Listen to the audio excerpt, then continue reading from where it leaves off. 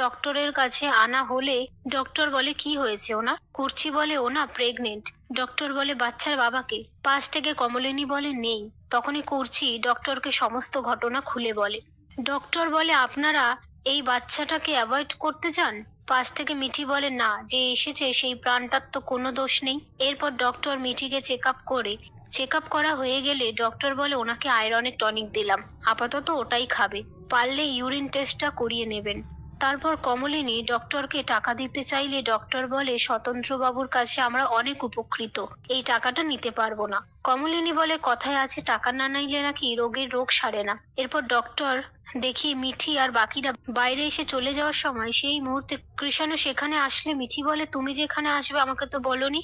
কৃষাণু বলে আমি যে একেবারেই এখানে আসবো না সেটা তো বলিনি। আচ্ছা কার কি হয়েছে? নতুন বলে আসলে অনেকদিন আগে তো আমার একটা হার্ট অ্যাটাক হয়েছিল, সেই ওষুধগুলোই আমি একবার দেখাতে এসেছিলাম। তারপর কৃষাণু প্রেসক্রিপশনটা হাতে নিয়ে বলে তো মিঠির নাম লেখা, তার মানে আপনারা আমাকে ভরসা করেন না। পাশ থেকে কমলিনী বলে আসলে মিঠি না গাইনোকলিস্ট কিছু ইস্যু হয়েছে, এর জন্য লজ্জায় ও তোমাকে বলতে পারছিল না।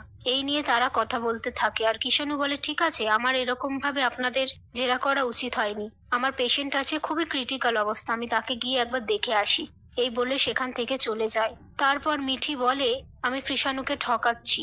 নতুন বলে তুই কাউকে ঠকাচ্ছিস না, সব ঠিক হয়ে যাবে দেখবি। এই বলে মিঠিকে নিয়ে সেখান থেকে চলে যায়। এরপর মিঠি বাড়িতে এসে শুয়ে থাকলে কমলিনী বলে সব ঠিক হয়ে যাবে। তখনই মিঠিল এসে বলে কৃষাণু এসেছে, মিঠির সাথে দেখা করতে চাইছে।